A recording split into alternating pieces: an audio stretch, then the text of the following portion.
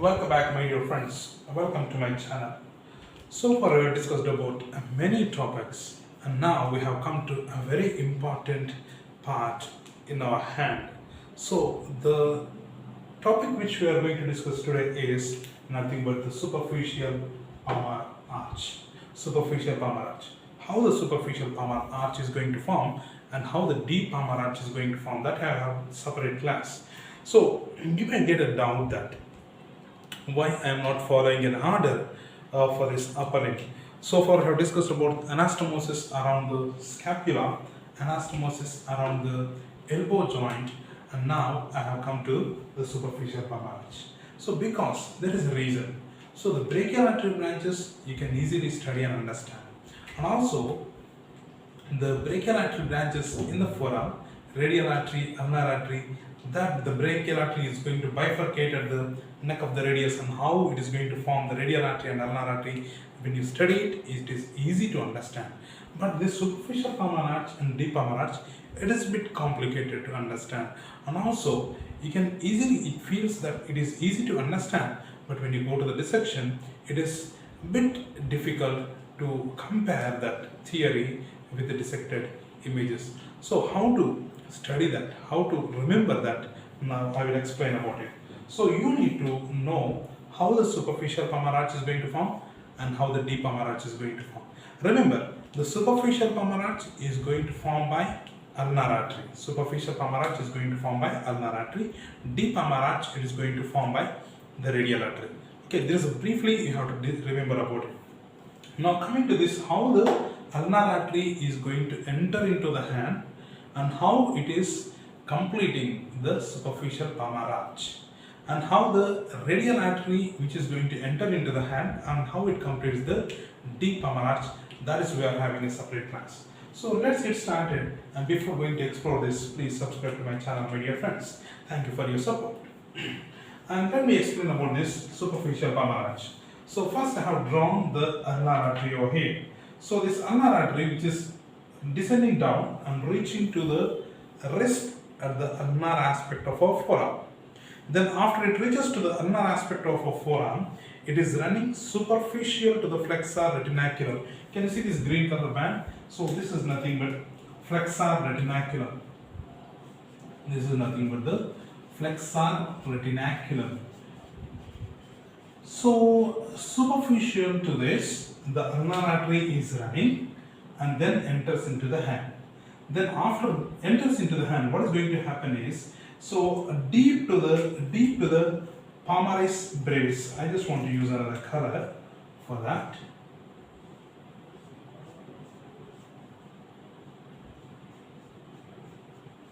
So this is a subcutaneous muscle which is present at the ulnar aspect of our hand, that is called as palmaris brevis. It is usually usually used for our grip.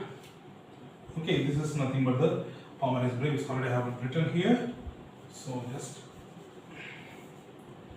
is called as palmaris brevis. So deep to the palmaris brevis, the ulnar artery is going to bifurcate into two branches. It is going to bifurcate into two branches. I am just erasing this, removing the palmaris brevis in order to show how the ulnar artery is going to bifurcate into superficial and deep branches. Very good. So this is the ulnar artery, and here this is how the ulnar artery is going to bifurcate into superficial and deep branch. So this is nothing but the superficial branch, and I have labeled it, and this is nothing but the deep branch. So we will discuss about the deep branch in the next class. Let me complete about this superficial branch. This superficial branch which is running towards laterally, and it is going to anastomose with any of the branches of radial artery. Any of the branches of radial artery, and completes the superficial palmar arch. Sometimes it may not anastomose with the branches of radial artery directly. So sometimes there is another artery which enters into the hand along with the median nerve. Most probably that is also a branch of radial artery, that is called as arteria nervi mediana. Arteria nervae mediana. So directly it is not, it may not anastomose, but indirectly it is anastomosing with the radial artery branches and completes the superficial palmar arch. So that is about the superficial palmar arch. It is very easy to understand. So how it is going to form, how the superficial palmar arch is going to form, it is contributed by the ulnar artery. It is contributed by ulnar artery. So what about the relations? What about the relations? So as you all know that at the palm, in the palm, anterior aspect of this palm means just below the skin, what we can identify is a triangular shaped band is present, that is called as palmar aponeurosis.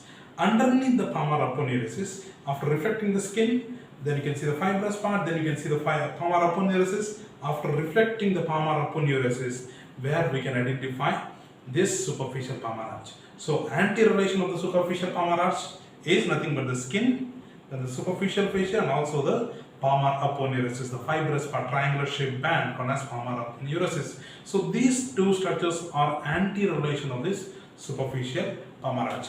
And what about the posterior relations? Underneath the superficial palmar arch, we can identify the flexor tendons, means flexor digitorum superficialis tendons, and also the flexor digitorum profundus tendons, and also the lumbricals. So 4 lumbricals. These are all the posterior relations of the superficial palmar arch.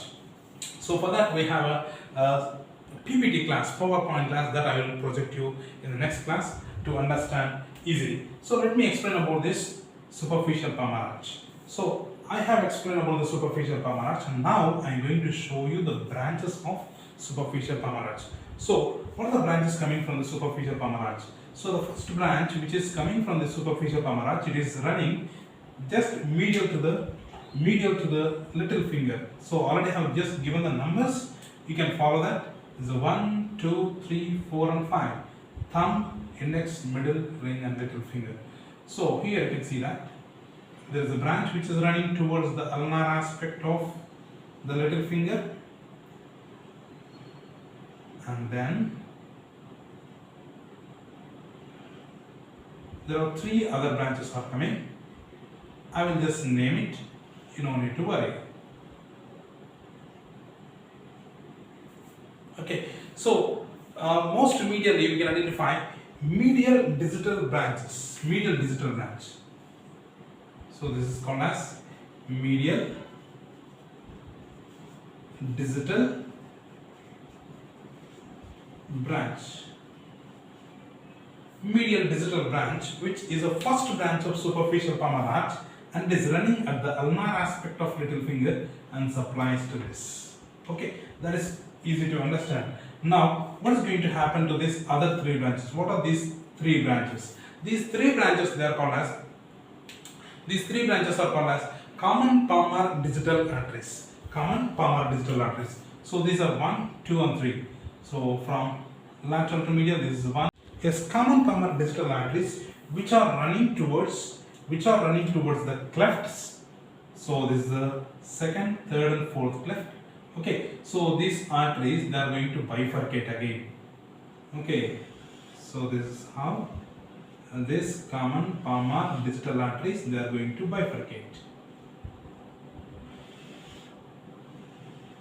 Right? Is it easy? Yes. This is how the common palmar digital arteries are going to bifurcate.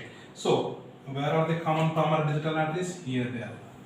These are nothing but common palmar digital arteries. Common trunk. It is having the common trunk. That's why it is called as common palmar digital arteries.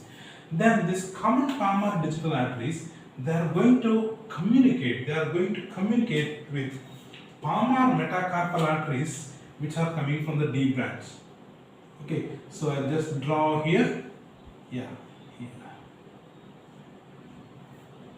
So this palmar metacarpal arteries, these are coming from the deep palmar arch. Palmar metacarpal arteries.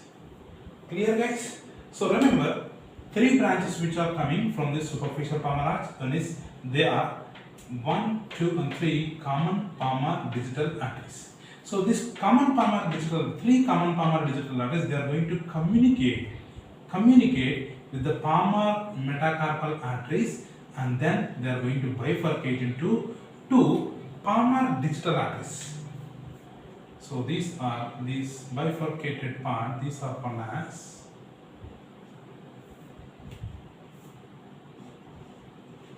proper palmar digital arteries.